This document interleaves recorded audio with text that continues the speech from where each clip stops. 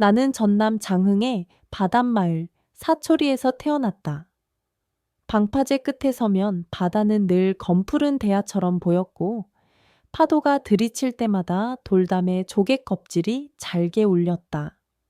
새벽엔 멸치잡이 배의 전등이 별 대신 반짝였고 해가 오르면 바람이 밭고랑에 비닐을 휘감아 드르르 소리를 냈다. 내 이름은 이서하, 엄마는 나를 물처럼 흘러가라고 해서 그렇게 지었다고 했다.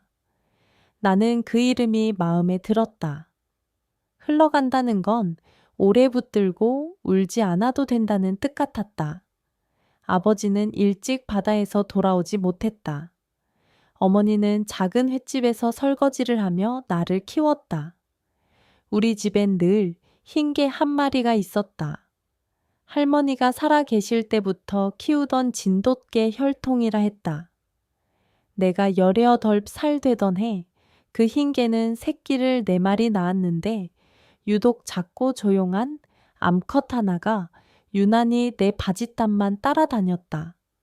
나는 그 애의 이마에 둥근 점 하나를 보고 설매라고 불렀다. 눈송이처럼 작고 매화처럼 단단하라는 뜻이었다. 설매는 크면서도 짖는 법이 거의 없었고 내가 울면 조용히 옆에 와 앉아 꼬리끝을 2번만 흔들었다. 마을 사람들은 얘는 사람 말을 귀로만이 아니라 발바닥으로 듣는다고 말했다. 내가 땅을 두드리는 소리에 먼저 반응한다는 뜻이었다. 23이 되던 해 나는 강민수를 만났다. 비닐하우스에서 토마토를 키우던 집안의 둘째였고 군에서 제대하자마자 바닷가 도로 위에 작은 수리점을 냈다. 자전거와 오토바이를 고쳐주면서 하루에도 12번씩 손을 씻어 검은 기름을 물로 밀어냈다. 처음 만난 날 그는 내 앞침에 묻은 고추장 자국을 보고 손수건을 내주었다. 이건 내가 가져다 빨아줄게요. 그가 그렇게 말할 때 나는 웃으며 손수건을 거절했다. 대신 다음 날 같은 자리에 나가 그가 좋아하던 꽈배기를 종이봉지째 건넸다. 우리는 그날부터 자주 걸었다. 방파제를 따라 걷다가 저녁을 건너 뒷산 소나무 숲까지 바람의 방향이 바뀌어도 같은 발걸음으로 결혼은 마을회관에서 조용히 올렸다. 민수는 반짝이는 눈으로 내 손에 반지를 끼워주며 말했다. 서아야, 나는 네가 물이라면 내가 그릇이 될게. 그 말을 들을 땐 좋았다. 물이든 그릇이든 서로 모양을 나누는 일이라 생각했다. 시어머니 한옥자는 굳은 표정으로 내 어깨를 가볍게 두드렸다. 말은 언제나 좋다. 살아보면 알지. 어머니는 내 귀에 대고 낮게 속삭였다. 너 웃음은 아껴 쓰지 말아라. 웃음은 썩지 않는다. 나는 그 말을 마음에 접어넣었다. 처음 몇 달은 참 좋았다. 아침엔 남편이 고쳐야 할 자전거를 집 앞에 세워두고 나는 된장 풀어 미역국을 끓였다. 점심엔 마당 장독대의 뚜껑을 한 번씩 열어 햇살을 들이고 저녁엔 방파제에서 남편과 앉아 멀리 떠있는 화물선을 보며 내일의 이야기를 했다. 설매는 늘 우리 곁을 맴돌았다. 민수는 설매를 맞바람이라고 불렀다. 얘는 바람을 보고 걷네. 우리랑 반대로 걷는 것 같아도 결국 같은 길이야. 그가 그렇게 말할 때마다 나는 설매의 귀 뒤를 긁어주었다. 그런데 여름이 지날수록 남편의 눈빛은 조금씩 달라졌다. 수리점에 손님이 줄었다. 마을 사람들은 편리함에 익숙해져 새 자전거를 사버렸고 배달 오토바이들은 도시에서 정비를 받았다. 민수는 저녁마다 바닷바람을 더 마셨고 어느 밤에는 손바닥에 작은 상처를 숨기지 못했다. 괜찮아? 어쩌다 그랬어. 그의 말은 가볍게 날아올랐다가 발치에 떨어졌다. 나는 그 상처에 밴드를 붙여주며 우리 다른 일도 해보자. 않고 말했다. 그는 고개를 끄덕였고 그 고개 끄덕임은 다음 날이면 다시 바람에 종이처럼 흔들렸다. 가을비가 한 번 크게 왔다. 그 비는 장독대의 둥근 뚜껑을 북처럼 두드렸고 지붕의 기와골 사이로 흙물이 흘렀다. 그날 저녁 나는 내가 아이를 가진 걸 알았다. 배는 아직 평평했지만 가슴 깊은 곳에서 작은 새의 날갯짓 같은 것이 느껴졌다. 우리 부모가 되는 거야. 내가 말하자 민수는 한동안 말이 없었다. 그리고 천천히 내 배 위에 손을 올렸다. 서아야, 나 잘할 수 있을까? 내가 그의 손을 덮었다. 우린 둘이 아니잖아. 셋이야. 셋이면 더 잘할 수 있어. 그날 밤 설매는 내 이불 귀퉁이에 머리를 얹고 잠을 잤다. 그 무게가 전보다 조금 더 따뜻해진 것 같았다. 겨울이 오기 전 민수는 다시 술을 조금씩 마시기 시작했다. 처음에는 따뜻이 든 탁주 반 그릇이었고 나중에는 소주병이 서랍 속에서 댕그랑 소리를 냈다. 그는 술을 마시면 조용해졌다. 조용해진 사람 옆에 있는 일은 때로 소란스러웠다. 내가 떠는 버릇이 생겼고 밤마다 뱃속의 아이에게 속삭였다. 괜찮아. 우리는 물처럼 흘러갈 거야. 아이가 꿈틀거릴 때마다 나는 그 꿈틀거림에 대답하듯 손바닥으로 배를 부드럽게 쓸었다. 그 무렵 우리 집에는 사람들이 자주 드나들었다. 시어머니 한옥자는 김장철이 되자 시누이를 데리고 와 한바탕 김장을 했다. 시어머니는 일손이 빠르고 말이 짧았다. 손에 소금을 쥐고 배추를 문지르면서 내게 말했다. 너는 아직도 어리다. 애는 엄마가 키우는 게 아니라 온 집안이 키우는 거다. 그러니 집안을 먼저 알아라. 그 말에 나는 아무 대꾸도 하지 못했다. 시누이는 소공어렸다. 오빠 수리점 장사 안 된다더라. 나는 일부러 듣지 못한 척 소금을 더 집어들었다. 염분이 손등을 쏘았다. 그 짠맛을 혀끝이 아닌 피부로 먼저 배웠다. 마을의 방배와 아주머니는 장에 다녀와 올 때마다 우리 집에 들러 고춧가루를 한 줌씩 쥐어 주었다. 서아야, 너는 웃을 때 제일 예쁘다. 아주머니는 말끝마다 그렇게 덧붙였다. 그는 자주 점심을 우리 집에서 먹으며 해풍에 말린 생선구이를 찢어 나눠 먹었다. 남정네들은 원래 큰 소리로 울 수도 없어. 그러니 너라도 크게 웃어야 집이 안 무너져. 나는 그 말이 고맙기도 했지만 부담스럽기도 했다. 웃음이 무너지지 않는다는 걸 알면서도 내 얼굴 근육은 자꾸만 굳어갔다. 그리고 그해 여름 장대비가 마치 산을 들이부은 듯 쏟아졌다. 기상청에서 말로만 듣던 이례적이란 단어가 우리 마당에 그대로 쏟아져 내린 것 같았다. 사초천이 범람했고 방파제를 넘는 파도 소리는 몽둥이로 문을 두드리는 소리와 닮아 있었다. 민수는 그날 아침부터 보이지 않았다. 사람들 말로는 방책 보수하러 나갔다고 했다. 오후가 깊어질수록 비는 더 굵어졌고 지붕의 물길이 한 겹 더 깊어졌다. 배에서는 규칙적이지 않은 통증이 살을 찔렀다. 처음에는 참을 만했다. 두 번째 통증은 나를 무릎 꿇게 했다. 세 번째 통증이 올 즈음 나는 주방의 찬장을 붙잡고 서 있었다. 너 지금 오면 안 된다. 나는 뱃속 아이에게 중얼거렸다. 지금 말고 조금만 더. 우리가 길을 찾아야 해. 설매가 문간을 긁었다. 나는 문을 열었다. 흰털이 물에 젖어 은회색이 된 설매가 맨발에 내 발등을 핥았다. 바람은 내 이매에 젖은 머리카락을 붙여놓았다. 나는 숨을 고르고 설매의 눈을 똑바로 보았다. 운해사 알지? 산등성이 뒤편, 오래된 전나무 숲 사이로 연기가 얇게 오르는 절, 새벽 종소리가 마을까지 내려오곤 하던 곳, 설매는 눈을 깜빡였다. 나는 방으로 들어가 맨 위 서랍을 열어 어머니가 물려준 누런 손수건과 낡은 긴 스카프를 꺼냈다. 그리고 깨끗한 천을 몇 겹 접어 품에 넣었다. 통증이 다시 왔다. 허리를 구부린 채 나는 나 있고 깊게 숨을 토했다. 아이는 곧 태어났다. 비와 바람과 떨림 사이에서 나는 혼자 내 다리를 벌리고 손톱으로 바닥 장판을 긁었다. 목구멍에서 이상한 소리가 났다. 아이가 내 안에서 물 밖으로 나와 작은 물고기처럼 미끄러졌다. 그 울음은 폭풍 속에서도 분명했다.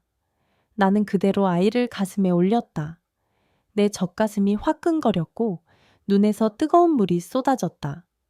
하, 윤? 입에서 튀어나온 이름이었다. 하늘의 하, 빛날 윤. 그래서 하윤, 이름이 먼저 나를 붙들었다.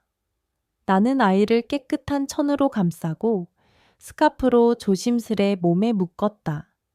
심장이 미친 듯 뛰었고 손가락은 얼음처럼 떨렸다. 설매가 코로 내 팔꿈치를 밀었다.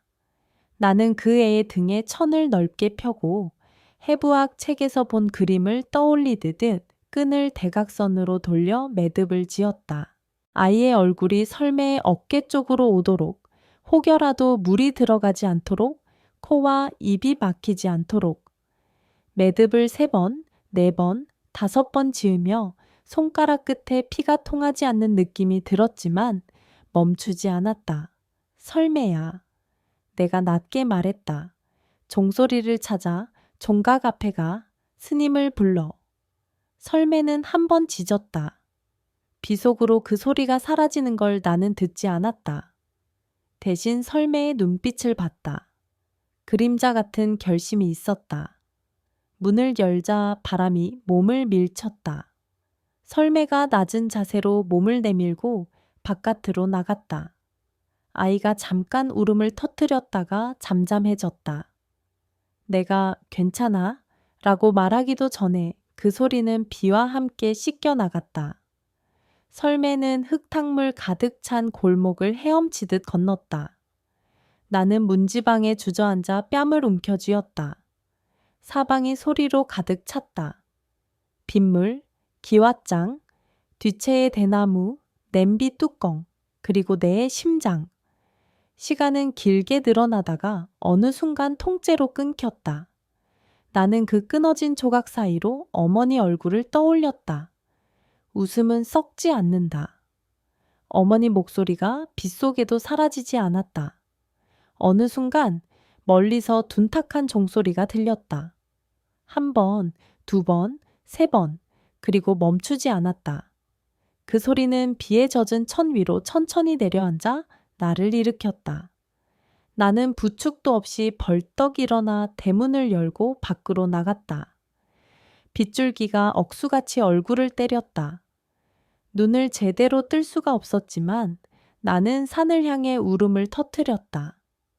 제발, 제발. 내 목소리는 바람에 휘말려 바로 발밑에 떨어졌다. 그때 등 뒤에서 누군가 내 이름을 불렀다. 서하, 박매화 아주머니였다. 아주머니는 우비도 입지 않은 채 머리 수건으로 얼굴을 대충 가리고 뛰어왔다. 그 뒤에 동네 이장 최만복이 손전등을 들고 있었다. 너 괜찮나? 지금 산길 못 올라가? 이장이 소리쳤다. 나는 대답 대신 손을 흔들었다. 아이가? 설매가? 말끝이 겨우 입 밖을 빠져나왔다. 그때였다. 이장의 손전등 빛이 산길 아래쪽을 훑다가 무언가를 비췄다. 젖은 황토색 사이에 작은 흰 그림자가 흔들렸다. 나는 무릎 위가 꺾이는 줄도 모르고 달렸다. 가까워질수록 그 흰 그림자 옆에 검은 그림자가 하나 더 겹쳐졌다. 승복 자락이었다. 누군가가 설매의 등을 조심스레 받쳐 들고 있었다. 그는 산에서 가장 오래된 절, 운해사의 주지 도연 스님이었다. 스님은 비에 흠뻑 젖은 얼굴로 나를 보며 짧게 고개를 끄덕였다. 그의 품 안, 설매의 어깨 위에는 작은 천 보자기에 쌓인 내 아이가 있었다. 아이의 얼굴은 붉고 눈은 감겨 있었지만 입술은 작게 빠는 듯 움직였다. 아이가 내 아이지? 스님이 물었다. 나는 입술이 굳은 채 고개를 끄덕였다. 스님은 아주 천천히 마치 촛불을 옮기듯 아이를 내 품에 안겨주었다. 나는 아이의 볼에 입을 대고 숨을 불어 넣듯 키스를 했다. 아이가 작은 소리를 냈다. 살았어. 내가 중얼거리자 스님의 입꼬리가 아주 조금 올라갔다. 오늘은 걔가 사람을 살렸네. 도연 스님이 설매를 내려다보며 말했다. 설매는 다리가 후들거리는지 한쪽 옆구리로 몸을 기댔다. 스님은 자신의 승복 자락을 찢어 설매의 발목에 감아주었다. 종각 앞에서 4번을 짖더니 내 옷고리를 물고 산문까지 끌고 가더구나. 어지간히 다급했나 보지. 이장은 손전등을 4개로 돌리며 빠르게 말했다. 여긴 위험해. 물이 더 불어나기 전에 절로 올라가자고. 박매와 아주머니가 내 어깨에 우비를 씌워 주었다. 서하야, 정신 붙들어. 나는 아이를 더 바짝 끌어안고 고개를 끄덕였다. 우리는 줄지어 산길을 올랐다. 바위와 바위 사이를 건널 때마다 스님이 먼저 발 디딜 곳을 보여주었고 이장이 뒤에서 내 등을 살짝 떠밀어 주었다. 설매는 3걸음 뒤처지면 2걸음 앞서며 끝내 우리 무리에서 떨어지지 않았다. 대나무 숲을 지나 절 지붕이 보이자 나는 울음인지 웃음인지 모를 소리를 냈다. 운해사 마당은 비에 씻겨 더 넓어 보였다. 종각섬에서 물줄기가 폭포처럼 떨어졌고 대웅전 앞 마룻바닥은 고인물의 별빛이 떠있는 듯 흔들렸다. 스님은 나를 큰 방으로 안내했다. 대청마루를 뛰어 건너는 동안 아이의 천이 내 가슴으로 더 깊게 파고들었다. 방 안에는 오래된 송진 냄새가 났다. 스님은 화롯불을 살리고 허리 굽은 보살 한 분을 불러 깨끗한 수건과 따뜻한 죽을 가져오게 했다. 먼저 씻고 먹고 자라. 말은 나중에 해도 늦지 않다. 스님의 말은 젖은 옷을 벗겨내는 손길처럼 담백했다. 나는 손과 얼굴을 씻고 젖은 옷을 갈아입었다. 보살님이 내 아이 아윤의 작은 손가락 사이사이를 닦아 주었다. 세상에, 이 작은 손으로 벌써 바람을 건넜구나. 보살님의 눈가가 젖었다. 나는 죽을 몇 숟가락 떠넣었고 곧바로 눈꺼풀이 무겁게 내려앉았다. 그러나 잠을 청하려 누운 그 순간 문지방 너머로 낮고 억눌린 신음소리가 들렸다. 설매였다. 스님이 문을 열고 그 애의 발을 살폈다. 비탈을 뛰어오르며 날카로운 돌에 찍힌 모양이었다. 스님은 약초를 다려 상처 위에 올려놓고 천으로 가볍게 감쌌다. 설매는 눈을 감고 작은 숨을 내쉬었다. 나는 그의 코끝을 어루만지며 속삭였다. 고마워. 네가 우리를 살렸어. 밤이 깊어지자 비는 조금 누그러졌다. 종각에서 아주 멀리 떨어진 곳에서 누군가 도끼로 장작을 패는 듯한 소리가 잠깐 났다가 사라졌다. 나는 팔베개를 하고 천장을 보았다. 나무 결이 파도처럼 굽어 있었다. 내 인생이 지금 막 다른 물길로 접어든 걸 나는 천장의 무늬에서 먼저 알아차렸다. 어둠 속에서 나는 스스로에게 말했다. 서아야, 너는 오늘 아이를 살렸고 너 자신도 살렸다. 이제부터 너는 물이 아니라 물줄기를 고르는 사람이다. 그 말이 내 귓속에서 오래 흘렀다. 새벽녘 범종 소리가 조용히 산을 깨웠다. 그 소리는 내 유년의 어둠까지 흔들어 깨우는 것 같았다. 방에 들어온 도연 스님이 내 곁에 앉아 물었다. 이 아이의 이름은? 나는 대답했다. 하윤이에요. 스님은 고개를 끄덕이며 작은 염주를 꺼내 보여주었다. 이건 오래전 이 절을 살린 나무로 깎은 거다. 너에게 주마. 누군가의 손에 닿아야 보석도 빛난다지. 나는 염주를 받아 내 손목에 감았다. 염주의 매듭이 내 피부에 닿은 감각이 이상하리만치 분명했다. 아침이 되어 비가 그치자 마당에 서늘한 김이 올라왔다. 보살님이 가져온 따뜻한 넉마로 아이를 감싸 안고 나는 대웅전 앞 마루에 앉았다. 햇빛은 아직 두껍지 않았지만 그 얇은 빛마저 내 자신을 믿게 만들었다. 보살님은 간밤의 일들을 들으며 혀끝을 깨물었다. 그놈의 세상, 왜 꼭 여인네 어깨부터 젖게 만드는지. 그러고는 금세 웃었다. 그래도 내 어깨는 넓다. 아기 둘은 거뜬히 안겠네. 그의 농을 듣고 나서야 나는 비로소 조용히 웃을 수 있었다. 정고 무렵 시어머니 한옥자가 절에 올랐다. 옷은 다 젖어 있었고 눈빛에는 잠이 없었다. 그녀는 문턱을 넘자마자 내 아이를 내려다보고 나를 올려다보았다. 그리고 아주 낮고 그러나 칼날 같은 목소리로 물었다. 왜 그랬니? 나는 그 질문을 밤새 스스로에게도 던졌었다. 답은 한 가지였다. 살리려고요. 내 목소리는 낯설 정도로 단단했다. 시어머니는 내 얼굴을 오래 보았다. 그리고 턱을 가볍게 들어 올리며 말했다. 네가 택했으니 네가 책임져라. 그 대신 네가 택한 길을 내가 욕하지는 않겠다. 그녀의 말은 장난감처럼 단순했지만 그 단순함이 칼날보다 더 깊숙이 들어왔다. 나는 고개를 숙여 인사했다. 그 순간 문 밖에서 설매가 한 번 짖었다. 낮고 담담한 우리 셋을 묶는 소리였다. 그날 저녁 나는 운해사 뒤편의 작은 방 한 칸을 빌려 눕혔다. 벽에는 오래된 수묵화가 한 점 걸려 있었다. 상과 물이 겹겹으로 이어져 있다가 마지막엔 빈 여백으로 끝나는 그림이었다.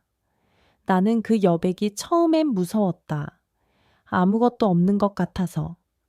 그러나 한참을 들여다보자 그 여백에는 길이 숨어 있었다. 어느 쪽으로도 갈 수 있는 길, 돌아갈 수도 있는 길, 한 번 더 머무를 수 있는 길. 잠들기 전 나는 하윤의 이마에 입을 맞추고 속삭였다. 우린 여기서 다시 시작하자. 그 다음 날부터 나는 절사람이 되어 움직이기 시작했다. 새벽에는 마당의 물길을 밀대로 밀어내고 탑돌이를 하는 노인들 곁에서 아이를 안고 걸었다. 낮에는 부엌에서 콩나물을 다듬고 저녁엔 처마 밑에 앉아 젖을 먹이는 사이로 산사의 소리를 들었다. 스님은 가끔 마루 끝에 앉아 나를 불렀다. 서하. 내가 고개를 들면 스님은 내 손목의 염주를 가리켰다. 매듭은 때때로 풀어야 한다. 너무 조이면 피가 통하지 않고 너무 느슨하면 잃어버린다. 나는 그 말을 일과처럼 마음에 새겼다. 매일 조금씩 너무 조인 것을 풀고 너무 느슨한 것을 조였다. 이틀 뒤 민수가 절에 나타났다. 말라붙은 얼굴, 밤새 잠을 잔 사람의 눈이 아니었다. 그는 문 앞에서 설매와 눈을 마주쳤다. 설매가 몸을 일으켜 서서 그를 가만히 보았다. 민수는 내게 다가와 입술을 달싹였다. 미안하다. 그 말이 그의 입에서 나올 수 있다는 사실이 먼저 놀라웠다. 나는 아이를 더 꼭 안고 그를 보았다. 그는 바닥만 보며 덧붙였다. 나는 그날 방책 잡으러 나갔다가 돌아오는 길을 잃었어. 술은 마시지 않았어. 정말이야. 나는 그 말을 믿어야 할지 말아야 할지 판단하지 않았다. 대신 말했다. 지금 우린 여기 있어. 민수는 고개를 끄덕였다. 그래? 너희가 살아서 다행이다. 그는 더 말을 잇지 못하고 돌아섰다. 그 뒷모습은 한때 내가 사랑하던 바다의 수평선처럼 길고 멀었다. 밤에 나는 설매 옆에 누워 아이를 재웠다. 달빛은 마루 끝을 살짝 적셨고 바람은 종각의 나무를 아주 조금 흔들었다. 나는 무릎을 끌어안고 앉아 스스로에게 편지를 쓰듯 속삭였다. 서아야, 네가 택한 길은 외롭겠지만 너는 혼자가 아니다. 네 옆에는 숨 쉬는 것들이 있고 살아있는 소리들이 있다. 너는 그 소리를 모아 내 삶의 북이 될 것이다. 그 말이 끝나자 설매가 내 손목을 혀끝으로 톡 건드렸다. 아이가 꿈에서 작은 웃음소리를 냈다. 그리고 나는 그 웃음소리에 맞춰 눈을 감았다. 물은 흘렀고 나는 그 물길에서 비로소 내 쪽으로 돌아오는 길을 찾고 있었다. 운해사에서의 두 번째 계절이 돌았을 때 나는 드디어 이 집의 호흡을 내 호흡과 겹쳐서 셌다. 새벽 4시 스님이 재를 올리기 전에 나는 먼저 마당을 쓸었다. 대나무 빗자루 끝에 맺힌 이슬이 돌바닥을 문지를 때 나는 소리, 그 소리가 내 심장의 첫 박자가 되었다. 해가 도량을 비스듬히 긁고 지나갈 때 나는 장독대의 뚜껑을 살짝 열어 햇빛을 들였고 낮이면 하윤을 포대기에 엎고 보살님들과 고추대에 실한 고추를 따서 실로 엮었다. 저녁이면 움팡과 목어가 바람에 끌려올고 그 사이사이로 아이의 잠든 숨이 얇은 파문처럼 퍼져나갔다. 설매는 언제나 그림자처럼 우리 옆을 따라다녔다. 그 애는 늙지 않는 것처럼 보였다. 그러나 나는 안다. 흰 털은 아주 조금씩 더 누렇게 변해갔고 사다리를 오를 때 뒷발이 한 박자 늦었다. 봄이 깊어 부처님 오신 날이 다가오자 산길에는 연등을 사러 오는 사람들이 늘었다. 연등 전에는 색색의 등이 쌓였고 나는 종이에 정자로 소원을 적어 달았다. 내 등에는 이렇게 썼다. 하윤, 세상에서 겁내지 않는 아이가 되게 하소서. 웃는 사람 곁을 지키는 아이가 되게 하소서. 도연 스님이 내 글씨를 한참 들여다보더니 슬며시 말했다. 서하, 네가 겁을 덜어내면 아이도 겁을 덜어낸다. 나는 물었다. 스님, 겁은 어떻게 덜어내나요? 스님은 고개를 들어 처마 및 그늘을 가리켰다. 그늘이 나쁘진 않지. 하지만 그늘이 내 길 전체라고 믿으면 무서워진다. 발을 한번 내밀어라. 그러면 그늘도 이동한다. 나는 그 말을 내 속의 메아리처럼 오래 울렸다. 장날이면 나는 보살님들과 산을 내려가 장터에 들렀다. 물김을 사고 메밀국수 한 그릇을 나눴다. 장터 입구엔 늘 구경꾼을 모으는 무당이 있었다. 이름은 백무당, 마을 사람들은 백도령이라 부르기도 했다. 그는 흰옷을 걸치고 북을 치며 사람들의 근심을 대신 떠들어 주었다. 어느 날 무당이 내 앞을 가로막고 송금을 보겠냐고 물었다. 나는 웃으며 사양했다. 저는 지금 송금 대신 손에 묻은 된장 냄새만 믿고 살아요. 그가 내 손등을 가볍게 툭 치며 말했다. 그래, 그것도 좋은 점과이네. 된장 냄새 나는 사람은 배고픈 사람을 굶기지 않는다더라. 그 말이 괜히 마음을 데웠다.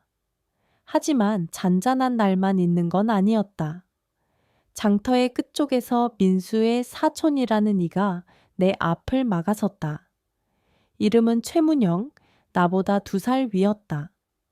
그는 눈길을 내 아이에게로 던지고 말했다. 절에서 애 키우면 편하겠지. 밥은 절밥 공짜로 먹고 사람들 동정도 먹고 그의 말끝이 엷게 비웃으며 올라갔다. 나는 그를 똑바로 바라보았다. 여기 밥엔 내 손이 들어갔어요. 공짜로 먹은 게 아니에요. 문영은 휘파람처럼 허 한 소리를 냈다. 그래도 남편 두고 산에 숨은 건 사실이잖아.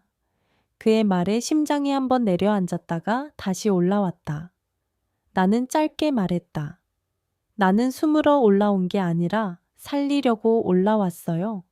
그때 뒤에서 박매와 아주머니가 다가와 손을 턱하니 허리에 얹고 말했다. 문영아, 내 입은 내가 책임져라. 남의 삶에 내 잣대를 얹지 말고. 문영은 어깨를 으쓱하고 돌아섰다. 그의 뒷모습 위로 장터의 흙먼지가 가볍게 일었다. 그날 저녁, 절로 돌아오는 버스 안에서 나는 오랫동안 창밖을 보았다. 물이 빠진 논바닥 위로 외가리가 긴 다리를 옮기고 있었다. 창에 비친 내 얼굴은 이전보다 조금 더 선명해 보였다. 나는 숨은 게 아니야. 나는 마음속으로 되뇌었다. 나는 내 삶의 앞쪽으로 떠올라 나온 거야. 설매가 버스에서 내리자마자 내 무릎에 코를 갖다 댔다. 그 냄새 맡는 소리만으로도 내 결심이 다시 단단해졌다. 여름이 비둘기의 날갯짓처럼 잦아들던 어느 무더운 날, 시어머니 한옥자가 절로 올라왔다. 손에는 풋사과가 한 봉지 들려 있었다. 그녀는 방 한가운데에 사과를 소쿠리에 쏟으며 말했다. 사과나 깎아 먹자. 우리는 말없이 칼질을 했다. 사과 껍질은 길게 쉬지 않고 이어졌다. 그녀가 먼저 입을 열었다. 민수가 요새 술 끊었다더라. 나는 대꾸하지 않았다. 그녀가 나를 힐끗 보았다. 너를 붙잡자는 말은 안 하더라. 그놈도 눈치가 는 거지. 나는 고개를 들었다. 어머니, 저는 여기서 살아갈 거예요. 나중에 제가 내려가길 택하더라도 그건 저와 아이가 선택할 거예요. 한옥자는 사과 한 조각을 입에 넣고 천천히 씹었다. 사람은 자기 결정을 2번 해야 한다. 한 번은 마음으로, 또 한 번은 몸으로. 그녀는 내 손등의 염주를 보더니 덧붙였다. 매듭이 곱네. 너무 조이지는 말아라. 우리는 함께 웃었다. 처음으로 그녀와 함께 웃었다. 가을이면 운해사 뒤편 고갯마루에 감나무가 붉어졌다. 보살님들이 감꼭지를 동여매어 처마 밑에 주렁주렁 매달면 바람이 지나갈 때마다 감의 그림자가 바닥에 흔들렸다. 그 흔들림은 바람이 아니라 시간이 통과하는 자국 같았다. 그때 나는 윤매 보살에게 글을 더 배우기 시작했다. 윤매 보살은 도시 학교에서 아이들을 가르치다 병을 앓고 산으로 올라온 사람이었다. 그는 내게 받아쓰기를 시키며 자주 말했다. 서하, 글은 사람의 둘째 혀야. 첫째 혀로 못한 말은 둘째 혀에 맡겨봐. 나는 창호지에 밥, 숨, 길 이런 단어를 쓰며 마음의 쟁반을 정리하듯 숨을 골랐다. 겨울이 오자 나는 검정고시를 준비했다. 야간 버스에 올라 읍내 도서관으로 갔다. 도서관 창문에 김이 서리고 과방 옆 자판기 커피 냄새가 허기를 잠깐 속일 때 나는 페이지 사이사이로 어두운 강을 건넜다. 돌아오는 길, 버스 창밖으로 보이는 산등선 위에 달이 얇게 걸렸다. 절에 도착하면 설매가 먼저 마당 끝까지 달려나와 내 발을 맞았다. 다녀왔어. 내가 말하면 설매는 짧고 낮게 2번 짖었다. 그 소리는 축복의 문장처럼 내 어깨에서 피곤을 떼어냈다. 그 즈음 하유는 돌을 지나 말을 배우기 시작했다. 처음 뱉은 말은 엄마도 물도 아니었다. 팅, 종소리를 따라한 소리였다. 나는 웃고 울었다. 하유는 종소리만 들리면 작은 손으로 공기를 흔들며 딩 했다. 어느 날 저녁, 우리는 대청마루에 앉아 해지는 산을 보고 있었다. 하윤이 내 무릎 위에서 고개를 돌려 물었다. 아빠? 나는 숨을 들이마셨다. 아빠는 네가 넘어졌을 때 먼저 고개를 드는 존재야. 목소리일 수도 손일 수도 있어. 아이는 잠시 생각하더니 종각을 가리켰다. 팅! 그런 다음 설매의 등을 톡 쳤다. 멍. 나는 목이 메었지만 웃었다. 그래, 우리 집엔 소리 아빠도 있고 멍멍 아빠도 있지. 아이들에 대한 이야기를 제대로 적어두고 싶다. 하윤이 조금 더 자랐을 때 나는 아이가 다른 아이들 속에서 어떻게 자기 자리를 찾는지 매일 지켜보았다. 산아래 분교, 유치원에 다니기 시작한 첫날, 하윤은 새 가방을 등에 메고 연필을 귀에 꽂았다. 선생님이 이름을 부르면 그는 또렷하게 이하윤 하고 대답했다. 쉬는 시간 아이들이 모여 앉아 아빠 자랑을 했다. 우리 아빠는 택배 기사야. 우리 아빠는 배를 타. 하윤은 한동안 조용히 앉아 있다가 손을 들었다. 우리 집 아빠는 2명이야. 아이들이 웅성거렸다. 선생님이 미소 지으며 물었다. 어떤 아빠들? 하윤은 손가락을 2개 펴보였다. 딩아빠, 멍아빠. 아이들이 따라 웃었다. 딩아빠는 종소리 아빠. 내가 울면 멀리서도 들려. 멍아빠는 설매. 내가 넘어지면 제일 먼저 와. 어떤 아이가 물었다. 사람 아빠는? 하윤은 어깨를 으쓱했다. 사람도 가끔 오는데 아빠라는 이름은 아직 안 주었어. 그 말을 들었다는 선생님의 전화를 받고 나는 한동안 말문이 막혔다. 선생님은 조심조심 말했다. 아이의 언어가 참 건강해요. 저는 그 아이의 말을 지켜줄게요. 그날 밤 나는 하윤의 머리칼 냄새를 오래 맡았다. 내 아이가 스스로 만든 언어로 자기 세계를 지키고 있다는 사실이 나를 깊이 안도하게 했다. 그러나 아이들이라는 세계엔 언제나 날카로운 모서리도 같이 있었다. 어느 날 장터에서 문영이 또다시 나를 붙들었다. 그의 곁엔 비슷한 나이의 여인 2이 서 있었다. 문영이 말했다. 유치원 애들이 그러대. 딘 아빠, 멍 아빠라면서. 참, 세상 좋아졌네. 아빠가 소리면 밥을 벌어다 주나? 그의 말끝이 꽂히듯 아팠다. 그때 우연히 그 자리에 있던 백무당이 우리 쪽으로 와 북자루로 땅을 콕 찍었다. 여보시오, 사람아. 밥만 벌어다 주면 아빠고 사랑만 주면 아빠가 아니란 말이오? 문영이 코웃음 쳤다. 무당이 웬? 무당은 내 쪽으로 눈을 새우 굴렸다. 아줌마, 상처는 훤하게 드러나 있을수록 덜 썩어요. 가끔은 보여주는 것도 약이지. 그 말에 나는 가볍게 고개를 끄덕였다. 나는 더 이상 숨어있지 않으려 했다. 나와 아이가 만들어가는 말들이 오해를 마주치면 그 오해의 옆구리를 손바닥으로 토닥여 보일 작정이었다. 우리는 그렇게 우리 쪽으로 살아갈 거였다.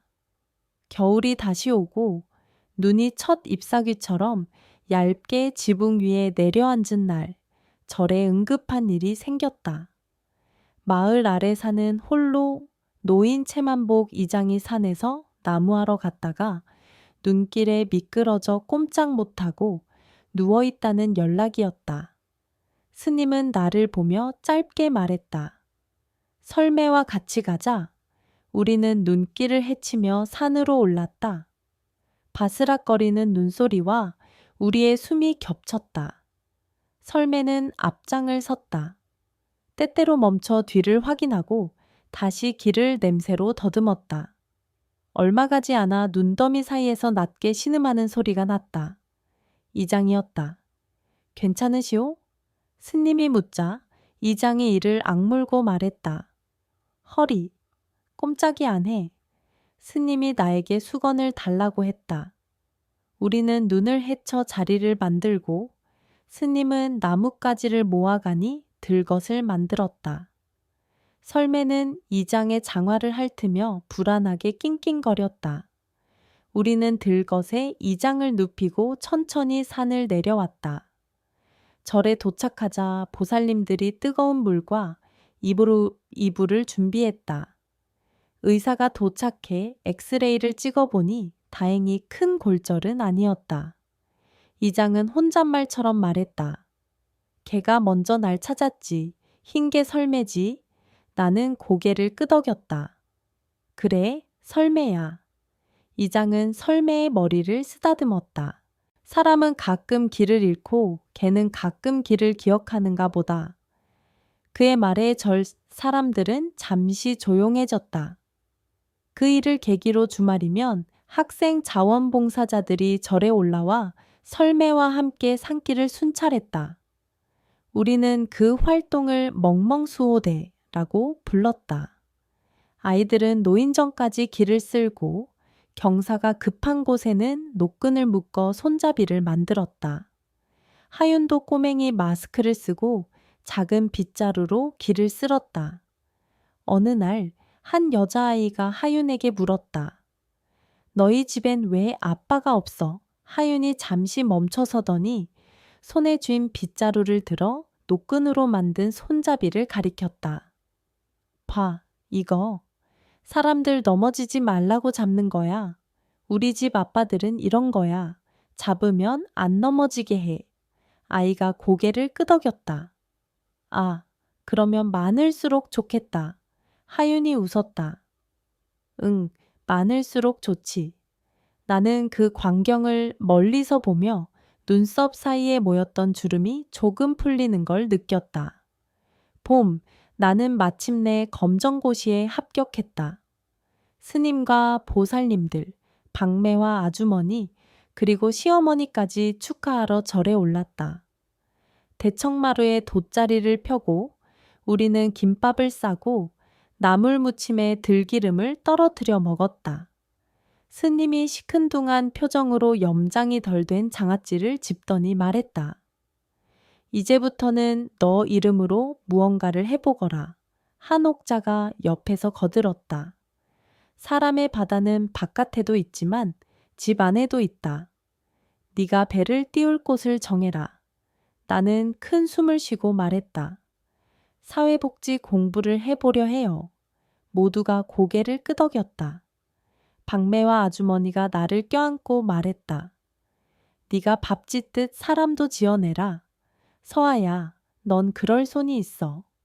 나는 읍내의 대학에 야간 과정에 등록했다. 첫 수업 날 흰 칠판 위에 인간 존중이라는 단어가 적혔다. 글자가 내 귀로 들어오면서도 오래된 창호지처럼 한 겹 더 겹쳐 내 가슴에 붙었다.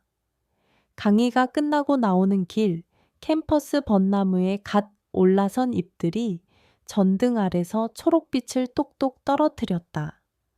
버스 정류장에 서 있자니 바람이 뒤통수에서 앞으로 스며들었다. 절에 도착하면 마당은 잠들어 있었고 스님은 차를 데워 내게 한 잔을 건넸다. 오늘 배운 것 중에 뭐가 제일 컸나? 나는 생각하다가 대답했다. 상담이란 게 들을 귀를 비워두는 일이래요. 스님이 웃었다. 그럼 넌 반은 이미 했다. 너는 종소리를 오래 들을 줄 아니까. 시간은 종이배처럼 흘렀다. 그러나 어느 여름밤 종이배가 갑자기 물살이 빨라지는 소용돌이에 들어가듯 일이 벌어졌다. 장맛비가 며칠째 내리던 밤이었다. 아이들은 일찍 잠들었고 나는 리포트를 마감하느라 늦게까지 펜을 쥐고 있었다. 그때 마당에서 설매가 이상하게 짖었다. 짧지도 길지도 않은 누군가를 부르는 소리. 나는 즉시 문을 열고 나갔다. 산길 아래쪽에서 희미한 불빛이 흔들렸다. 누군가가 손전등을 휘두르며 절 쪽으로 올라오고 있었다. 가까이 오자 젖은 우애 속에서 민수가 모습을 드러냈다. 그는 숨을 급하게 몰아쉬며 말했다. 서하, 하윤이, 혹시 여기 있나? 심장이 움찔했다. 왜? 그는 물에 젖은 머리카락을 쓸어 올렸다. 장터에서 잠깐 눈을 뗀 사이에 애가 안 보여. 그의 목소리가 떨렸다. 내 다리에서도 피가 빠져나가는 느낌이 들었다. 몇 시부터? 방금 전 1시간도 안 됐어. 나는 스님을 부르러 뛰어들어갔다. 스님은 이미 마루에 서 있었다. 설매가 알렸다. 스님이 짧게 말하고 앞장섰다. 우리는 우비를 걸칠 틈도 없이 산을 내려가기 시작했다. 설매는 바람을 머리에 이고 달렸다. 장터는 비에 젖은 조명이 이리저리 흔들렸고 천막들은 젖은 깃발처럼 펄럭였다. 민수가 손가락으로 가리켰다. 여기서 마지막으로 봤어. 설매가 냄새를 맡다가 어느 방향으로 몸을 돌리더니 골목길로 파고들었다. 골목 끝에는 빗물에 허리까지 잠긴 도랑이 있었다. 그 도랑 건너편으로 노끈이 몇 줄 매여 있었고 바람에 끊어진 한 줄이 물 위를 떠내려가고 있었다. 나는 노끈 사이에서 희미하게 반짝이는 것을 보았다. 하윤이 늘 차고 다니던 작은 종이었다. 나는 비명을 삼켰다. 설매가 먼저 도랑으로 뛰어들었다. 물이 허리까지 차자 설매는 몸을 낮추고 코를 물 위로 겨우 내밀며 헤엄쳤다. 우리는 돌을 밟아 건너가려다 미끄러져 몇 번이나 손바닥을 찢었다.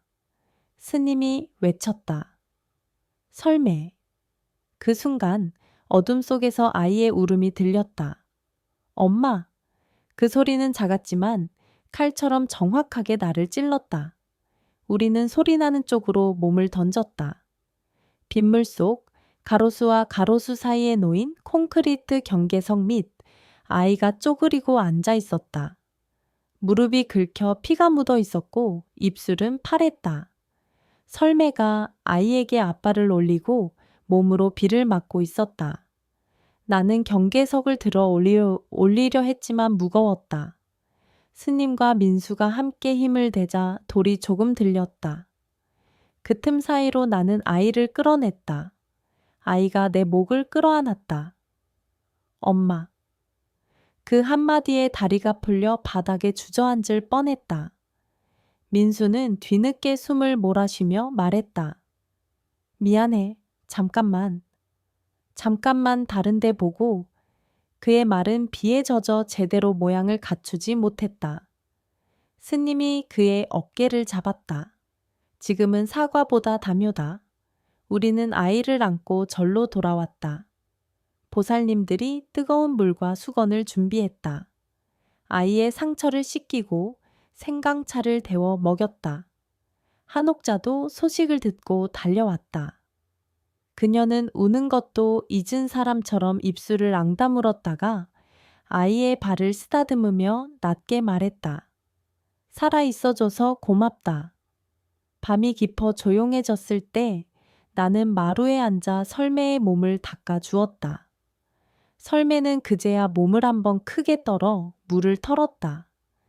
그리고 내 무릎에 머리를 얹었다.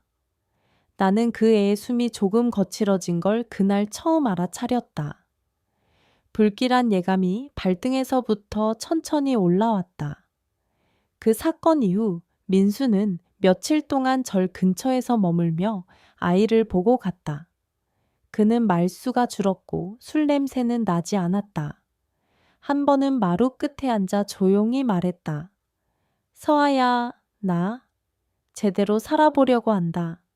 나는 대답하지 못했다. 마른 바람을 태워야만 날아갈 수 있다. 아직 바람이 없는 밤이었다. 그는 잠시 고개를 떨구더니 덧붙였다. 아빠라는 이름을 나중에 언젠가 내가 받아도 되겠니? 나는 그를 바라보았다. 이름은 네가 얻는 게 아니라 아이가 주는 거야. 민수는 고개를 끄덕였다. 알아. 그리고 조용히 일어섰다. 그의 발소리가 마당 모서리에서 멈췄다. 나는 그를 붙잡지 않았다. 이제는 붙잡아야 할 것과 놓아야 할 것을 조금은 안다고 믿었다. 겨울이 다가오며 설매는 더 자주 잠을 잤다. 해가 낮게 기울 때면 마루 햇볕 드는 자리에 길게 누워 눈을 감았다. 하유는 책에서 배운 걸 엉성한 발음으로 읽어주며 설매의 귀에 입을 갖다 대곤 했다. 멍아빠, 들어봐. 바다는 푸르다. 설매는 눈을 뜨지 않고 꼬리를 살짝 흔들었다. 나는 그 모습을 보며 마음 한쪽이 따끈해지는 동시에 서늘해지는 걸 느꼈다. 언젠가 우리는 이 흰 존재와 작별해야 한다. 작별은 언제나 이미 시작되어 있는 일이라는 걸 나는 한겨울 뼛속의 냉기로 배웠다. 그러나 아직은 아니었다. 아직 우리에겐 살아낼 날들이 남아 있었다. 나는 야간 강의를 마치고 복지관 실습을 시작했다. 아침에는 절에서 공양을 돕고 오후에는 읍내 복지관에 내려가 상담실의 의자를 닦았다. 상담실 문에는 이런 문구가 붙어 있었다. 당신의 슬픔을 이곳에 걸어두고 가세요. 돌아갈 때는 가벼운 마음만 챙겨가세요. 나는 그 문구를 손가락으로 한 번 더 더듬었다. 복지관에는 다양한 사람들이 왔다. 언성이 큰 노부부, 집을 뛰쳐나온 18살 소녀, 빛 독촉을 피해 다니는 가장, 울지 않는 법을 배운 듯한 초등학생. 나는 그들의 말을 들었다. 판단 없이, 변명 없이, 다만 빈 그릇으로. 집으로 돌아오는 버스에서 나는 종종 울컥했다. 울컥하는 마음을 설매와 하윤에게 보여주면 하윤은 내 무릎에 말을 붙였다. 엄마, 오늘은 내가 엄마의 멍 아빠 해줄게. 설매는 그 옆에서 낮게 하는 소리를 냈다. 그 소리는 겨울 바람을 막아주는 두툼한 담요 같았다. 봄바람이 매화가지를 흔들던 날 나는 중요한 제안을 받았다. 복지관장님이 나에게 말했다. 서아 씨, 내년에 정식 채용이 열릴 듯해요. 공부 계속하시고 실습 더 하면서 준비해 보세요. 그 말은 냇물에 돌 하나를 던졌을 때 생기는 둥근 파문처럼 내 삶의 중심에서 밖으로 퍼져나갔다. 절의 대문, 장독대, 종각, 설매의 잠자리, 하윤의 책가방. 모든 것이 파문 속에서 흔들리는 듯 했다. 나는 그 흔들림을 두려워하지 않기로 했다. 바람이 불어와 등을 밀 때 우리는 한 걸음 나가야 한다. 그날 밤 나는 도연 스님과 마루에 앉아 달을 보았다. 스님이 물었다. 네가 절을 떠날 수도 있겠구나. 나는 고개를 끄덕였다. 완전히 떠나는 건 아니에요. 절은 제 집이고 복지관은 제가 일할 바다예요. 스님은 웃었다. 사람은 두 개의 집을 가지면 좋지. 마음과 몸 혹은 과거와 미래. 다만 어느 집에도 빚지지 않게만 살아라. 나는 염주를 만지작거리며 물었다. 스님, 저는 잘하고 있는 걸까요? 스님은 달빛을 받아 눈이 더 환해졌다. 잘하고 못하고는 결과가 정한다. 하지만 옳고 그름은 지금의 마음이 정한다. 네 마음이 괜찮다면 너는 옳은 길에 있는 거다. 그 말이 내 속에서 단단한 돌처럼 가라앉았다. 늦봄, 우리는 다시 연등을 달았다. 하유는 올해 처음으로 자기 손으로 종이에 바람을 적었다. 엄마가 덜 힘들게 해주세요. 설매가 덜 아프게 해주세요. 민수가 덜 슬프게 해주세요. 마지막 줄에서 나는 펜을 쥔 아이의 손을 조심스레 덮었다. 이건 네가 혼자 적었니? 하윤이 고개를 끄덕였다. 응. 선생님이 가르쳐 주셨어, 새끼 글자들. 나는 웃었다. 새끼 글자들이 모이면 큰 소리가 되지. 아이는 내 손을 꼭 쥐었다. 엄마, 우리 집 아빠들은 글자를 알아? 나는 대답했다. 알지. 종소리는 글자를 울리고 설매는 글자를 냄새로 맡아. 아이가 깔깔 웃었다. 밤이 되자 연등이 별처럼 켜졌다. 사람들은 등을 들고 사찰을 한 바퀴 돌며 소원을 속삭였다. 나는 행렬의 뒤에서 한 걸음씩 걸었다. 그때 멀리서 천둥이 작은 기침을 했다. 비가 올 징조. 바람이 방향을 바꾸는 순간 설매가 아주 천천히 내 옆에서 몸을 일으켰다. 그리고 종각 쪽으로 몇 발짝 걸어가 멈추었다. 나는 그 애의 등을 바라보았다. 오래전 폭우 속에서 아이를 짊어지고 산을 올랐던 그 등. 세월이 그 등 위에 가볍지 않은 손을 얹고 지나갔지만 아직은 견고한 성벽처럼 서 있었다. 나는 마음속으로 말했다. 조금만 더 우리 함께 걸어가자. 그의 여름은 유난히 뜨겁고 짧았다. 뜨거운 공기가 슬그머니 목을 조일 때 아이는 더 자주 웃었고 설매는 더 오래 잠들었다. 어느 오후 복지관에서의 상담을 마치고 돌아오는 길에 갑작스레 바람이 달렸다. 산자락에서부터 어둠이 쏜살같이 내려오고 나무십들이 뒷면을 드러내며 흔들렸다. 나는 걸음을 재촉했다. 절 대문을 들어서자 첫 방울이 떨어졌고 곧 굵은 비가 퍼부었다. 하유는 처마 밑에서 신문지를 말아 만든 망원경을 들고 비를 구경하고 있었다. 엄마, 비가 오는 소리는 글자 같아.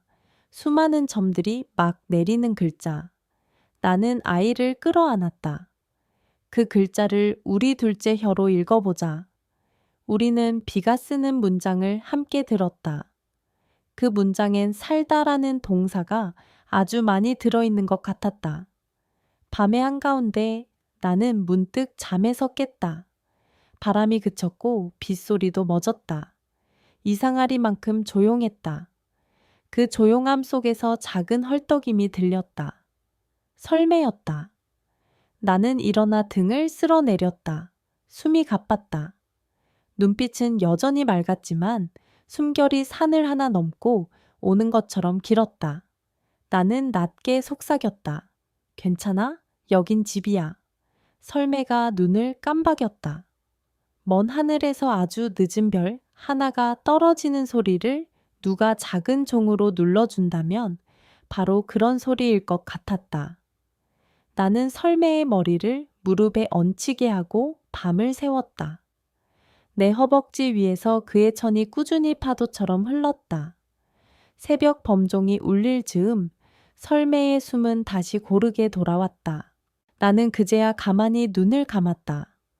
두어 순간 꿈을 꾸었는데 꿈속에서 나는 긴 다리를 가진 흰 개와 바다를 걸었다. 바다는 무릎까지 차올랐고 우리 둘은 무릎을 들고 숫자처럼 일정한 보폭으로 걸었다.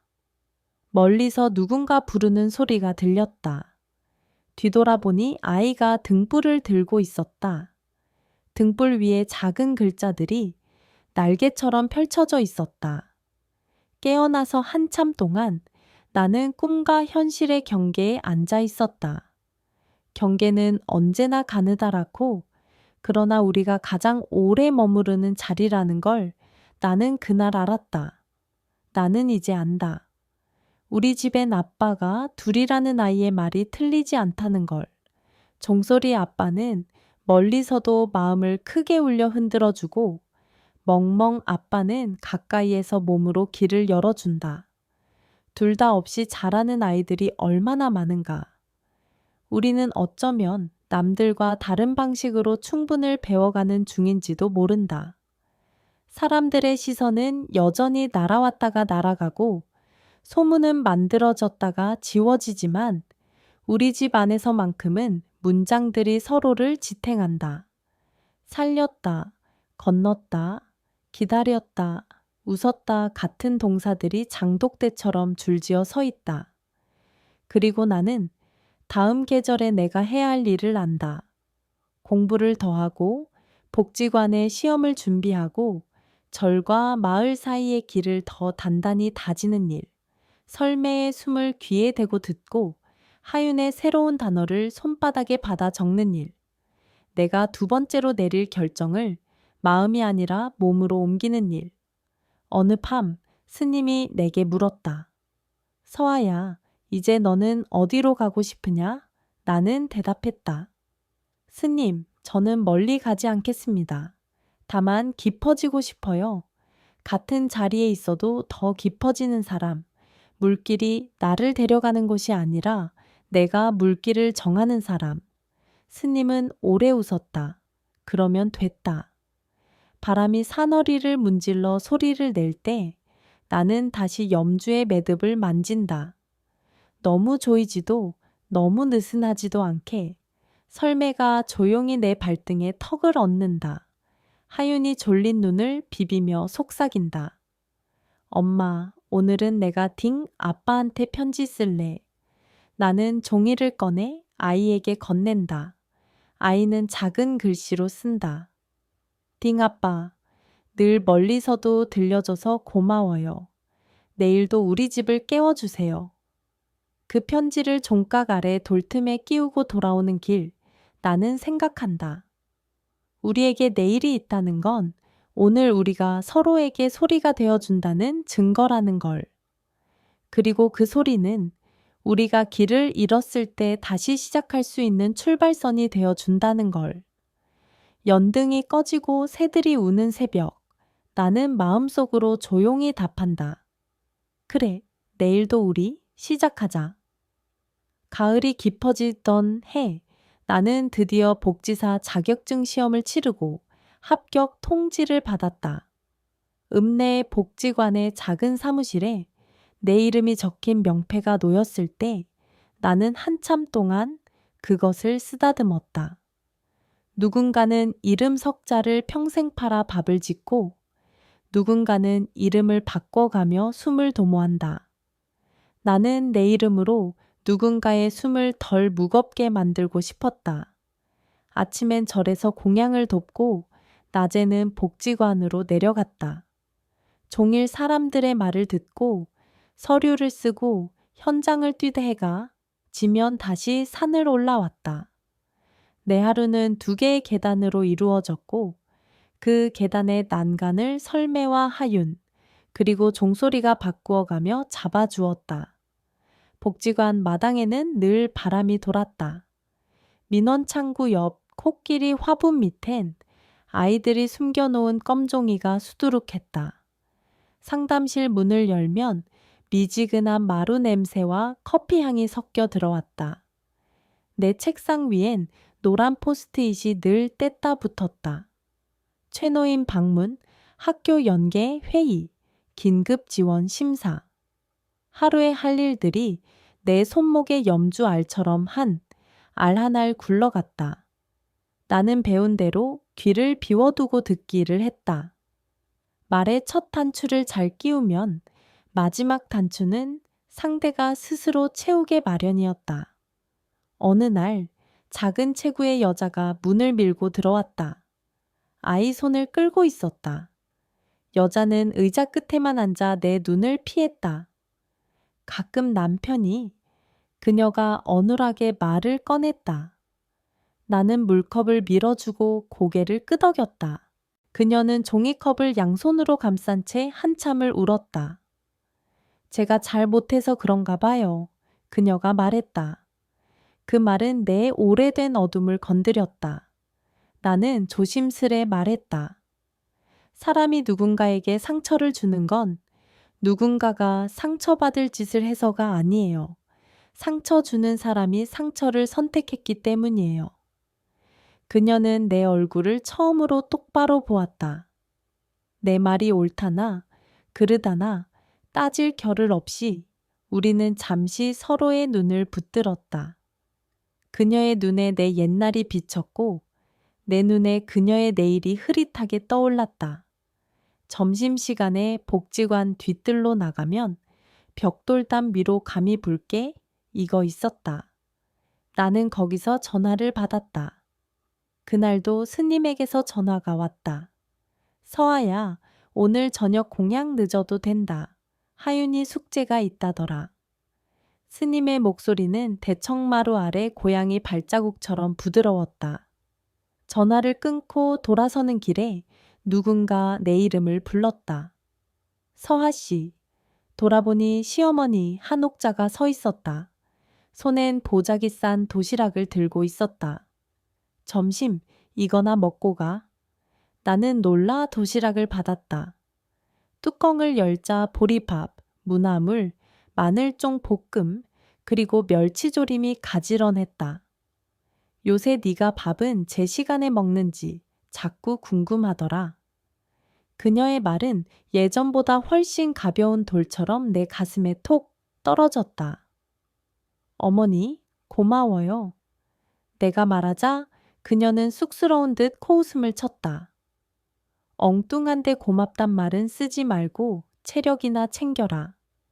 너는 네가 부지런한 줄 알겠지만 부지런한 사람일수록 갑작스레 쓰러진다.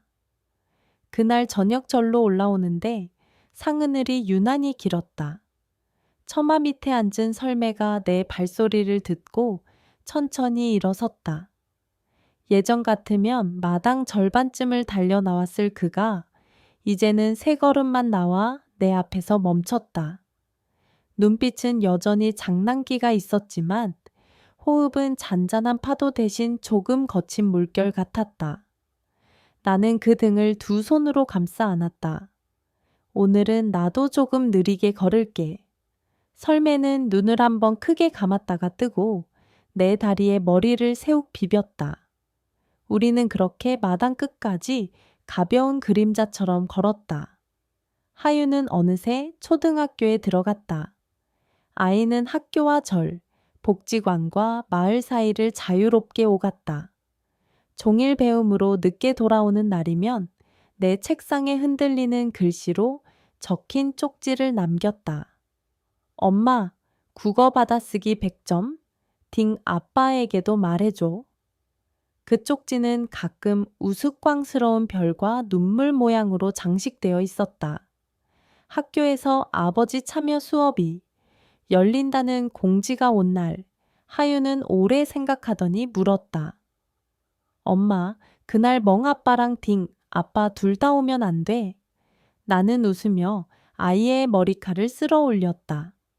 딩 아빠는 종으로 오신단다. 멀리서 크게. 아이가 고개를 끄덕였다. 그럼 멍 아빠만 데려갈게. 대신 딩 아빠는 아침에 크게 울려. 나는 그래? 하고 대답했지만 내 마음에서는 또 다른 질문이 고개를 들었다. 민수? 그의 이름은 늘 나보다 먼저 바람을 타고 오고 나보다 늦게 나를 떠났다. 나는 조심스럽게 아이에게 말했다. 하윤아, 만약 네가 원한다면 민수 아저씨에게도 초대장을 줄 수 있어. 아이는 잠시 고개를 기울였다. 그러다 아주 작은 목소리로 말했다. 언젠가는. 가을 축제가 열리는 날 학교 운동장에 색색의 깃발이 펄럭이고 아이들은 고무줄 줄다리기를 했다. 하윤은 운동화 끈을 꽉 묶고 나에게 손을 흔들었다.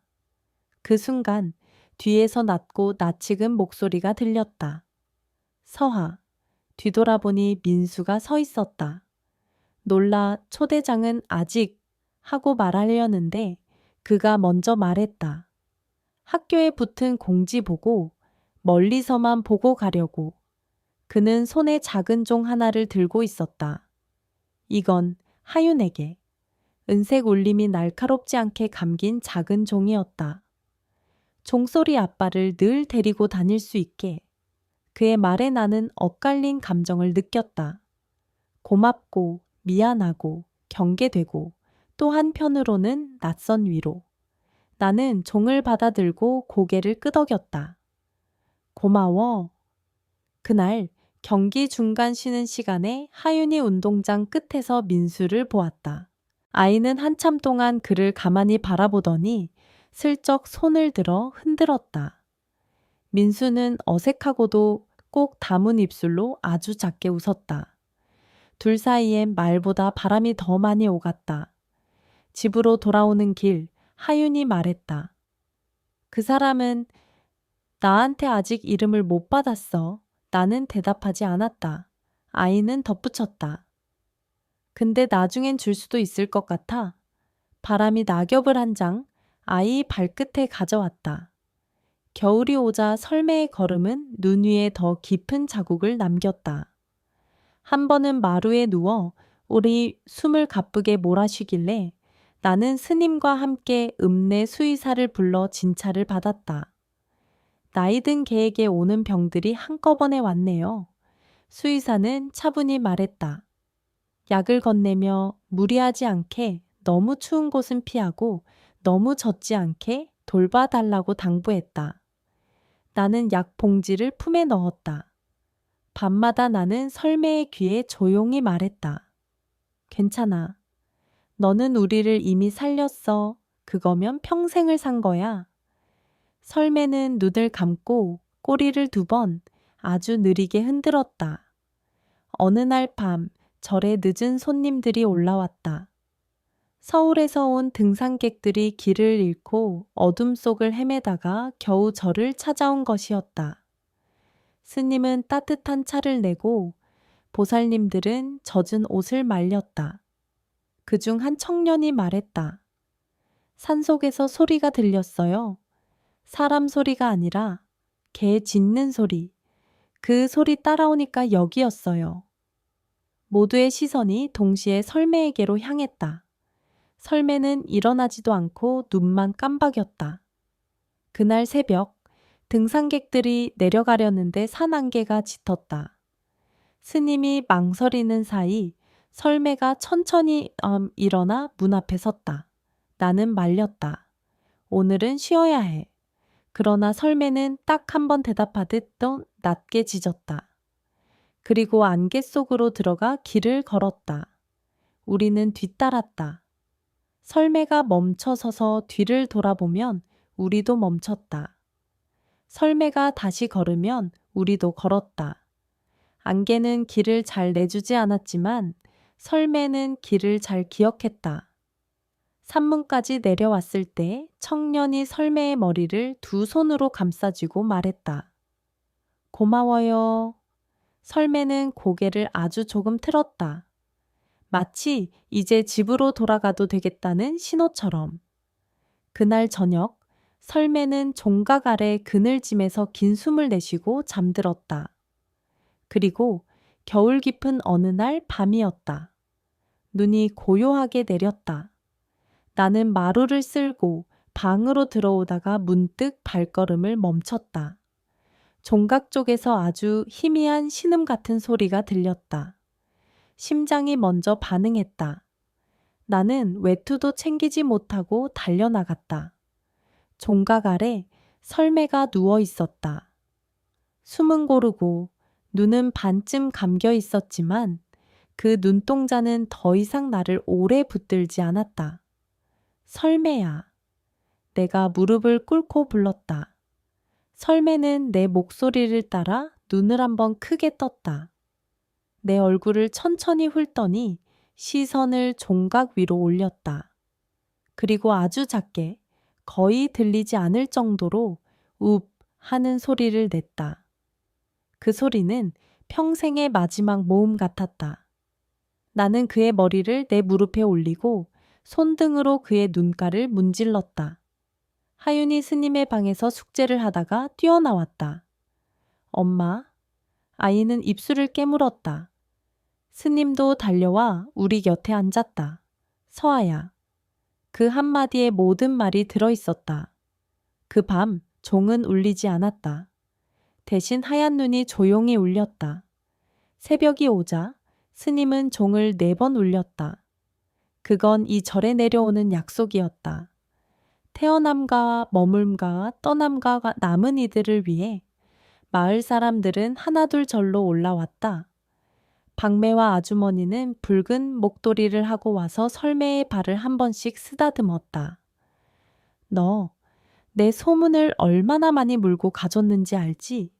그녀는 울면서 웃었다. 백무당도 올라왔다. 그는 북을 치지 않았다.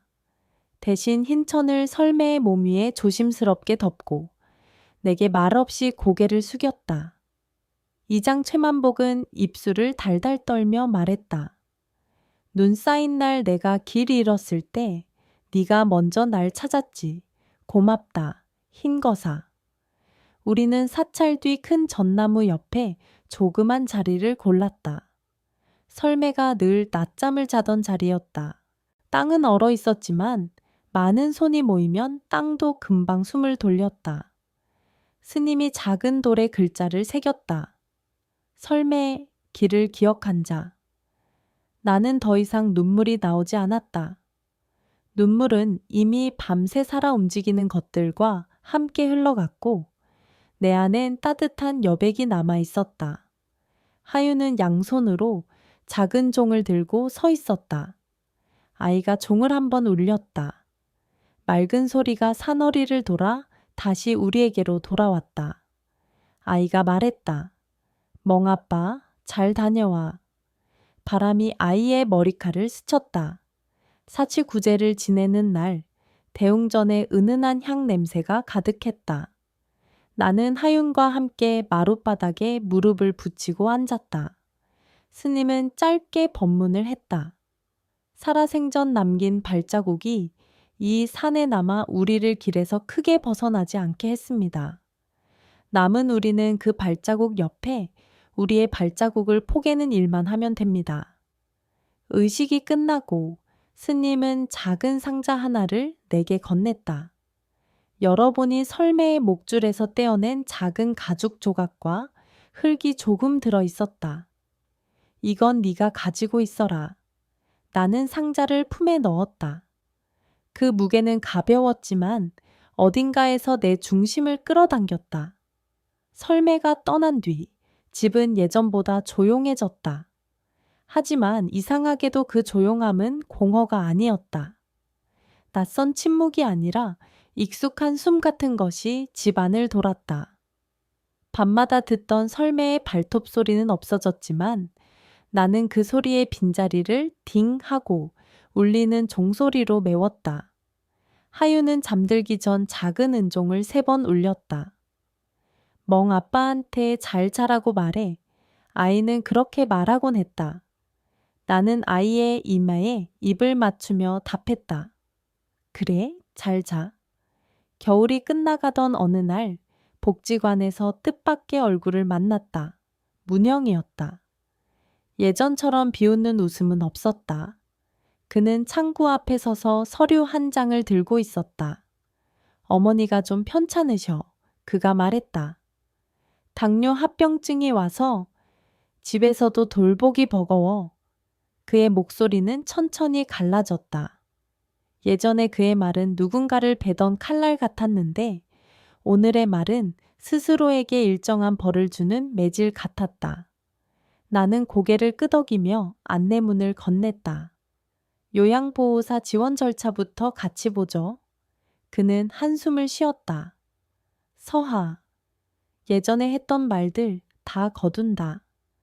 미안했어. 그의 사과는 대범하거나 감정적인 모양을 하지 않았다. 다만 서류처럼 평평했다. 그 평평함이 오히려 진심 같았다. 나는 말했다. 우리는 모두 자기 때가 되면 자기 말을 거둬들이게 되더라. 문영은 잠깐 웃었다. 그러게. 봄이 오자 절 마당의 매화가 한두 송이씩 터졌다. 흰 꽃잎을 보면 나는 설매의 등에 내려앉던 햇살을 떠올렸다. 하유는 학교에서 독후감상을 받아왔다. 제목은 아빠는 소리이기도 하고 개이기도 하다. 선생님은 나에게 전화해 웃으며 말했다. 상 이름을 어떻게 줘야 할지 한참 고민했습니다. 나는 웃으며 대답했다. 아이의 언어를 상으로 정해 주시면 됩니다. 전화를 끊고 나서도 나는 오랫동안 웃었다. 아이는 자꾸 자기 언어로 세상을 설명했다. 그 설명이 엉뚱해 보일 때도 있었지만 세계는 원래 엉뚱함으로 버티는 구석이 많았다. 그해 부처님 오신 날 나는 연등 종이에 새로 적었다. 길을 잃은 사람과 길을 찾는 사람, 그리고 길이 되어주는 모든 것에게 하유는 내 옆에서 자기 종이에 적었다. 멍아빠, 딩아빠, 그리고 사람 아빠에게. 아이는 잠시 멈추더니 아주 작은 글씨로 하나 덧붙였다. 사람 아빠 이름 민수. 나는 그 글자를 천천히 읽었다. 아이가 나를 올려다보았다. 엄마, 이제 이름 줘도 될 것 같아. 나는 고개를 끄덕였다. 그 순간 내 마음 어딘가에서 오래 굳어있던 얼음이 힘없이 스르르 녹아내렸다. 며칠 뒤 민수가 절로 올라왔다. 그는 마당에서 한참을 서성이다 내 앞에 섰다. 하윤이 먼저 다가가 말했다. 민수 아빠. 민수의 얼굴이 와락 무너졌다. 그는 아이 앞에 무릎을 꿇었다. 고맙다. 그의 눈에서 눈물이 뚝뚝 떨어졌다. 그는 아이를 안지 않았다. 대신 아이의 어깨에 살짝 손을 얹었다. 무겁지 않게 오래 가자. 그 말은 내게도 들렸다. 나는 스님을 힐끗 보았다. 스님은 묵묵히 고개를 끄덕였다. 한옥자도 멀찍이 서서 그것을 보고 있었다. 그녀는 눈물을 훔치지도 소리를 내지도 않았다. 그저 두 팔을 가만히 접었다가 폈다. 말보다 많은 말이 그 동작에 담겨 있었다. 여름이 오기 전 복지관에서 내 이름으로 첫 프로젝트를 맡겼다. 이름하여 길동무. 독거노인과 아이들을 연결하는 동행 프로그램이었다. 매주 토요일마다 아이들과 노인이 함께 산책을 하고 시장을 보고 작은 편지를 주고받는 일. 나는 명단을 만들고 봉사자 교육을 하고 첫날의 동선을 체크했다. 첫날 이장 최만복은 양복 상의에 오래된 브로치를 달고 나타났다. 하유는 초록 모자를 쓰고 뛰어왔다. 두 사람은 서로에게 꾸벅 인사했다. 나는 길을 잃기 잘하는 노인일세. 저는 길을 잘 찾는 아이예요. 둘은 손을 잡고 천천히 걸었다. 나는 그 뒤를 따라가며 사진을 찍었다. 사진에는 둘의 발 사이에 그림자 하나가 함께 걷고 있었다. 그 그림자는 길을 기억하는 누군가의 발자국과 닮아 있었다. 어느 저녁 스님과 마루에 앉아 차를 마셨다. 산 아래에는 안개가 고이고 하늘 위에는 별이 들고 일어서는 소리가 났다. 스님이 물었다. 서하야, 네가 이 절에서 얻은 게 무엇이냐? 나는 생각하다가 대답했다. 숨을 쉬는 방법이요. 그리고 기다리는 방법. 스님은 웃었다. 사람이 배워야 할 것 둘이면 족하다. 나는 되물었다. 스님은 저에게 무엇을 잃었다고 생각하세요? 스님은 잠시 고개를 갸웃했다. 네가 여기 와서 내게서 가져간 건 매일의 번거로움과 가끔의 고집. 그걸 네가 가져가서 내 삶을 가볍게 했으니 잃은 것이 곧 얻은 것이지. 나는 웃으며 차를 한 모금 더 마셨다. 그 차는 혀 위에서 오래 머물렀다가 조용히 목으로 흘러내렸다. 앞마당의 전나무는 여전히 크고 절의 지붕은 여전히 낮았다. 낮을수록 사람을 더 받아주는 법이다. 나는 그 아래서 다시 하루를 묶었다 풀었다. 때로는 일에서 지쳤고 때로는 아이의 말 한마디에 새로 살았다. 어느 밤 하윤이 작은 은종을 들고 내 옆에 누웠다. 엄마, 오늘 딩아빠는 어떤 말을 했을까? 나는 조용히 대답했다. 오늘은 괜찮다고 했을 거야.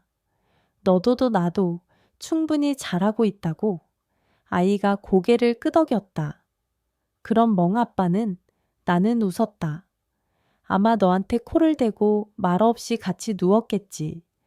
아이는 잠시 종을 가만히 흔들더니 내 손을 잡고 잠들었다. 가을이 다시 왔다. 설매의 작은 비석 위로 낙엽이 떨어졌다. 나는 매주 일요일마다 그 자리를 쓸었다. 어느 날 비석 앞에 누군가 놓고 간 작은 편지가 있었다. 봉투엔 길을 잃고 길을 찾은 사람에게 라고 적혀 있었다. 뜯어보니 서울에서 길을 헤매다 절로 왔던 청년의 편지였다. 그날 안개 속에서 저는 제 숨이 얼마나 얇은지 처음 알았습니다. 그런데 누군가의 숨이 제 숨을 데워줬어요. 그 흰개와 그 곁의 사람들이요. 그날 이후 저는 길을 잃을 때마다 길이 되어준 존재들을 떠올립니다. 감사합니다. 나는 편지를 접어 비석 옆에 살짝 끼워 두었다. 종각에서 바람이 한번 지나갔다. 나는 이제 안다. 사람의 삶은 길을 잃는 일과 길을 찾는 일, 사이를 건너가는 작은 다리라는 것을. 어떤 날은 내가 누군가의 다리가 되고 어떤 날은 누군가가 내 다리가 된다. 설매는 이미 많은 다리를 놓고 떠났다. 종소리는 매일 새 다리를 건넌다. 민수는 천천히 자기 걸음으로 환한 쪽으로 건너고 있다. 한옥자는 내 곁에서 때로는 엄하게, 때로는 너그럽게 난간을 잡아준다. 박매와 아주머니는 여전히 장날이면 우리 집에 와 고춧가루를 쥐어주고, 백무당은 가끔 복지관 뒤뜰에서 만났다 하면 내 송금 대신 내 손등에 굳은 살을 가만히 쓸어본다. 손이 더 단단해졌네. 그럼 마음도 덜 상처받는다. 그는 그렇게 말했다. 어느 초겨울 아침, 눈발이 희미하게 흩날릴 때 하윤과 나는 종각 아래에 섰다. 아이가 물었다. 엄마, 오늘은 내가 종을 울려도 돼? 나는 고개를 끄덕였다. 아이는 두 손으로 줄을 잡고 온몸으로 한 번, 두 번, 세 번, 그리고 네 번째를 울렸다. 소리가 산을 넘어갔다가 다시 돌아왔다. 그 소리 속엔 우리의 지난 날이, 지금의 숨이, 앞으로의 발자국이 들어있었다. 아이가 내 손을 꼭 쥐었다. 엄마, 나는 나중에 길잡이가 될래. 길을 잃은 사람을 데려오는 사람. 나는 아이를 안아 올렸다. 넌 벌써 그러고 있어. 밤이 내려앉고 대청마루에 등불이 하나둘 켜졌다. 나는 문지방에 앉아 내 안의 작은 목소리를 들었다. 서아야, 너는 물처럼 흘러가라고 지어졌지만 너는 물길을 고르는 사람이 되었다. 나는 고개를 끄덕였다. 멀리서 바다가 숨을 들이마시고 내쉬는 소리가 들렸다. 산은 그 숨을 받아 더 짙어졌고 종각은 그 숨을 울려 더 환해졌다. 나는 눈을 감고 속삭였다. 설매야, 잘 있어. 오늘도 네가 놓아준 다리를 건넜어. 내일도 건널게. 바람이 아주 가볍게 내 머리카락을 흔들었다. 그것은 대답이었다. 아무도 듣지 못할 만큼 작은, 그러나 내 안에서는 크게 울리는 대답. 그리고 나는 다시 시작한다.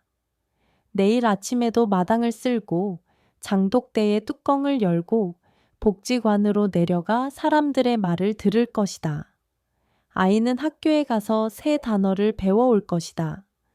종은 4번 울릴 것이다. 태어남과 머물과 떠남과 남은 이들을 위해 우리는 내 소리 사이의 긴 침묵을 어떻게든 살아낼 것이다. 길을 잃는 날에는 누군가의 손을 잡고 길을 찾는 날에는 누군가의 손을 잡아 끌어올리며 그렇게 우리의 집은 더 낮아지고 우리의 마음은 더 깊어질 것이다. 설매가 기억하던 길 위에서 우리는 우리만의 발걸음을 계속 남길 것이다.